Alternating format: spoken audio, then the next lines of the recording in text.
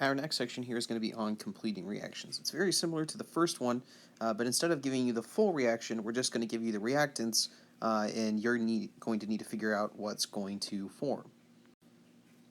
So it really is that simple. To predict the products of reaction, just look at what the reactants are. The reactants are going to tell you what type of reaction we're dealing with, right? It's one of those 5: synthesis, combustion, decomposition, single replacement, double replacement. And use what you know about those types of reactions to predict what's going to happen. Okay, so we'll go through a few examples here of how to tell what's going to happen. So what we're going to have is whatever the amount of reactants are, and we want to ask ourselves, a series of, is this possibly this type of reaction? So aluminum plus iodine, is this a synthesis reaction? It's possible, yeah, so we'll say maybe, right? You've got 2 things at the start. We don't know what it's going to become, but you have 2 elements, so it's possible. Is this a combustion reaction? No, right? There's no oxygen, so that's not possible. It's definitely not combustion. Is this decomposition? No, because that would only have 1 reactant, so it can't be that. Is this a replacement reaction? Well, a replacement reaction, if it's a single replacement, it would be element plus compound. And if it was a double replacement, it would be compound plus compound. Well, here you have element plus element. So the only option is this must be a synthesis reaction. And since you have a metal here with aluminum and a nonmetal with iodine, this is going to form an ionic compound, okay, which means you need your ion sheet, okay, to figure out what the formula is going to be. Aluminum forms a +3 charge, iodine is -1, so this is going to form Ali3, okay, which is what we see down here at the bottom. So what we want to do is just ask ourselves a series of what type of reaction is it, and what does that mean about what the product's going to be. Here we know it's synthesis, because none of these other things make sense, which means there's going to be 1 product, and we're going to use the ion sheet to figure out what the formula is going to be. Our next example here is just H2O2 and then an arrow. And so going through the list of questions, is it a synthesis reaction? No, because we would have to have 2 or more things on the left side. Is this a combustion reaction? No, we would have to have oxygen over here. Is this a decomposition reaction? Well, you've only got 1 reactant, and there's only 1 reaction type of reaction that looks like that, and that would be decomposition.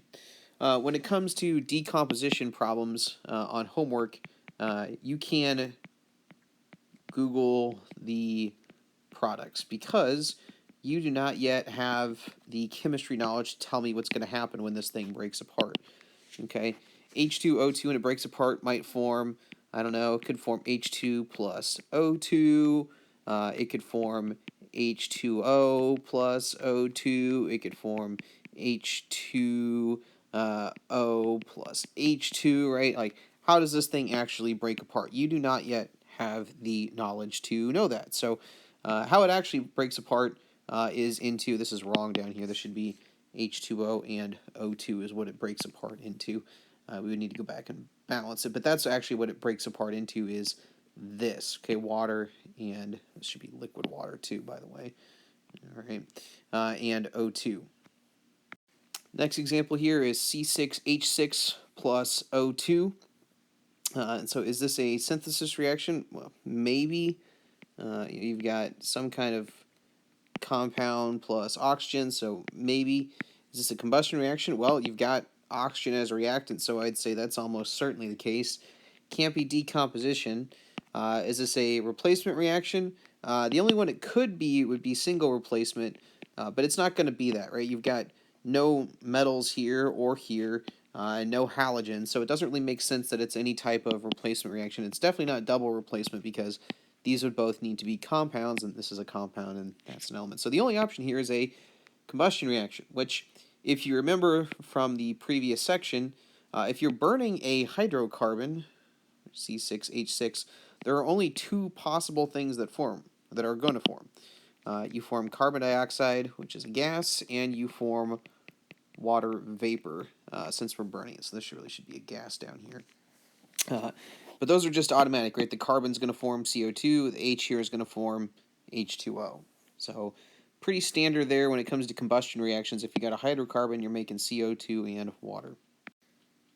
Okay, the next example here, we've got Al plus Mncl2. Is this a synthesis reaction? Maybe. I think it's likely, but it's possible. It's definitely not combustion. There's no oxygen, right? It's not decomposition because there's more than one reactant. It could be a single replacement reaction. It cannot be a double replacement reaction. But this has all the makings of a single replacement reaction, right? This is that classic A plus B X, right? Where aluminum and manganese are looking to switch places, the Al and the Mn. You do have to be careful with this because once you identify it as a single replacement reaction, you're going to need two things. You need to first look at the activity series to make sure that A is above B on that chart. And then the next thing you're going to need is your ion sheet to make sure that you get the formulas correct, because it's not just a one-for-one swap. Okay, aluminum forms a +3 charge in a compound, and manganese here forms a +2 charge. So we're not going to get, the most common mistake here is people just put Mn plus AlCl2. Well, that's not necessarily going to be the case here for the aluminum chloride, okay? Since it's aluminum is a +3 charge and the chloride's -1, we're going to get AlCl3, right? And if you don't remember that, you can use your ion sheet to figure that out. So the first thing you have to do, though, is make sure that aluminum is above manganese. If you go back to the activity series in the previous set of notes, you'll see that it is. This does occur. If manganese was above aluminum, we would not have anything happen. But this does occur, and our products are down here. So this is what we'd want to come up with, right, is what's going to form on the right side. Okay, our last example here, we get AlCl3 plus PbNO3 and as you might guess, right, the only option we have left that we have not used yet was a double replacement reaction. But just process of elimination here, it can't be synthesis, right? It's just, there's just too much stuff going on. It's not combustion. There's no oxygen. It can't be decomposition. There's two reactants. So we know it's double replacement and not single replacement, because single replacement, one of these things would need to be an element, and that's not the case here. So what's going to happen here, you're going to have the aluminum looking to switch places with the lead. Now, we haven't talked about this yet, and it's coming up in the next section, but these reactions do not automatically happen. We have to form a precipitate, which is not a guarantee. So we'll talk about how we know whether that's going to occur or not in the next section. But what you are going to need, though, for sure, is the ion sheet to make sure that you get all these charges correct, right? If we look down below, it's not just a one-for-one swap. Aluminum's +3 charge and lead is +2. So when we swap these, we end up with AlNO3 instead of 2, and we end up with PbCl2 as a solid. So just make sure we're careful with that. Okay, go ahead and give these ones here a try.